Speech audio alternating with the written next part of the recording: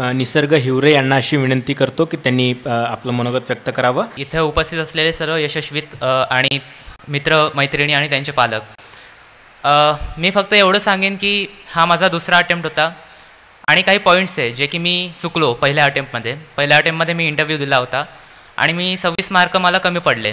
तर मी असे म्हणेन की हा माझ्या म्हणजे this was a first major failure in my life. कारण मला असं सांगितलं गेलं की मी आधीपासूनच खूप ब्राईट वगैरे आहे, पण आय वॉज नॉट, म्हणजे मी काही शुअर नाही याबद्दल अजून पण. कारण नंदुरबारमध्ये मी सरांशी बोललो, अपरांती सरांशी, की नंदुरबारमध्ये SP असताना मला एक छंद होता की वृत्तपत्रामध्ये जे डिस्ट्रिक्ट कलेक्टर किंवा SP किंवा तहसीलदार यांचे जे फोटो येतात त्यांचे फोटो कापायचे आणि ते फाईलमध्ये लावायचे. ती फाईल आत्ता पण माझ्याकडे आहे. तर असा एक विचित्र छंद मी जोपासला होता. तर माझे आईवडील विचारायचे की हे असं काय करतोय, म्हणजे याच्या मागचा काय उद्देश आहे.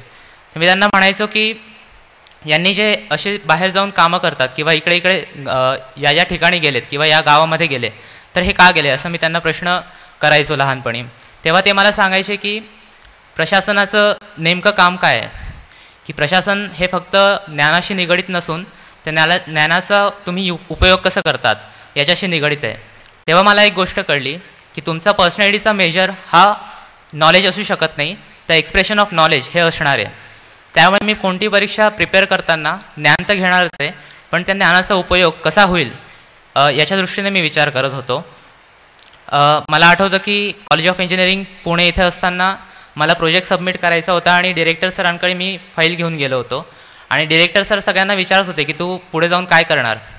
तेव्हा मी 3rd इयरचा प्रोजेक्ट, छोटा मिनी प्रोजेक्ट होता, तो सबमिट करायला गेलो होतो आणि सगळे म्हणत होते की गेट करीन, कॅट करीन, IIT, IIM. आणि मग नंतर माझा टर्न आला आणि मी खूप घाबरलो की आता UPSC कसं सांगू सरांसमोर. तर मी सरांना थोडं घाबरतच सांगितलं की सर म्हटलं सिव्हिल सर्व्हिसेसकडे जायचं आहे आणि त्या दृष्टीने तयारी करेन. सरांनी 2 मिनटं माझ्याकडे बघितलं आणि मी खूप घाबरलो की आता सर काय म्हणतील. तर सर म्हणाले की you are on the right track.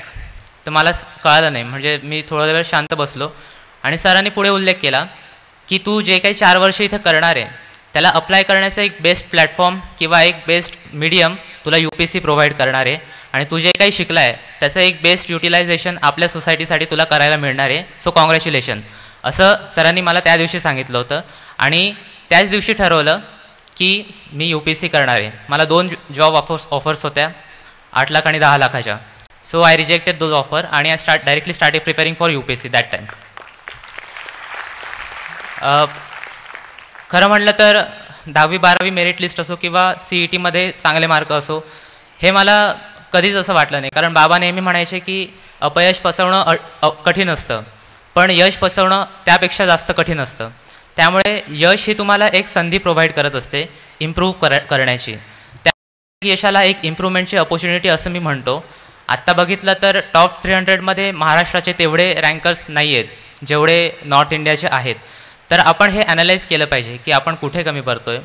तर माझं पर्सनल ओपिनियन असं पडलं की नंदुरबार असो किंवा खानदेशचे काही रिजन्स असो, विदर्भातले काही रिजन्स किंवा मराठवाड्यातले काही डिस्ट्रिक्ट जिथे टॅलेंटची कमी बिलकुल नाही आहे, म्हणजे they are equivalent to talent present in Pune and Mumbai, but they lack facilities, they lack awareness.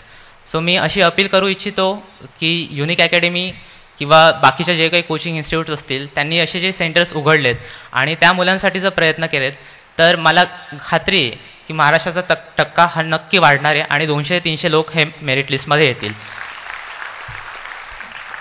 शेवटी मी असं म्हणेन की मी पहिल्या अटेम्प्टमध्ये चुका केल्या. पहिली चूक अशी केली की या परीक्षेला अंडर एस्टिमेट केलं. या परीक्षेची काठिण्य पातळी अंडर एस्टिमेट केली होती.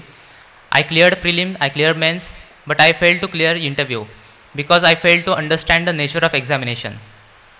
तर आधी एक्झामिनेशनचा अभ्यास करा. Study the exam first, then study for exam. म्हणजे कोणती परीक्षा क्रॅक करण्याची असेल तर मी आधी म्हणेन की UPSC प्रीला हे लागतं, मेन्सला हे लागतं आणि इंटरव्ह्यूला हे लागतं. पण UPSC तिथंच संपत नाही. UPSC एक्झाम ही का कंडक्ट करते, कारण भारतासारख्या डायव्हर्सिफाईड देशामध्ये काही प्रॉब्लेम्स आहेत. मला सर म्हणायचे की एक वेळ होमोजिनिटी असलेला USA ॲडमिनिस्ट्रेट करणं सोपं, पण डायव्हर्सिटी असलेला भारत ॲडमिनिस्ट्रेट करणं हा खूप कठीण आहे. त्यामुळे UPSC ही एक्झाम याच्यासाठी कंडक्ट करते, कारण एवढ्या डायव्हर्सिफाईड सोसायटीमध्ये तुम्ही तुमचं नॉलेज किती चांगल्या पद्धतीने अप्लाय करू शकतात, ही एक्झामची डिमांड आहे. तर ही एक्झामची डिमांड ओळखा आणि त्या दृष्टीने प्रयत्न करा. आणि मी सर्वप्रथम युनिक अकॅडमीचे धन्यवाद करतो. आणि माझे आई बाबा, स्पेशली आई, की जिला जास्त UPSCतलं जास्त माहिती नाही, पण तिला माहिती होतं की हा काहीतरी करतो आहे आणि याला काय काय प्रोव्हाइड केलं गेलं पाहिजे, तर तिने माझ्या आरोग्याची पण काळजी घेतली. शेवटी मी सांगतो की आपल्या आरोग्याची पण काळजी घ्या, कारण मला मलेरिया आणि टायफॉईड हे प्रिलिमच्या आदल्या दिवशीच डायग्नोज झाले होते आणि प्रिलिमला मी जाणार नव्हतो, पण बाबा आणि आईसोबत त्यांनी गोळ्या वगैरे पाठवल्या आणि मग सगळं तेच झालं. तर आरोग्याची पण काळजी घ्या. आणि युनिक अकॅडमी तुमच्या सर्वांचे आभार मानतो आणि थांबतो. थँक्यू.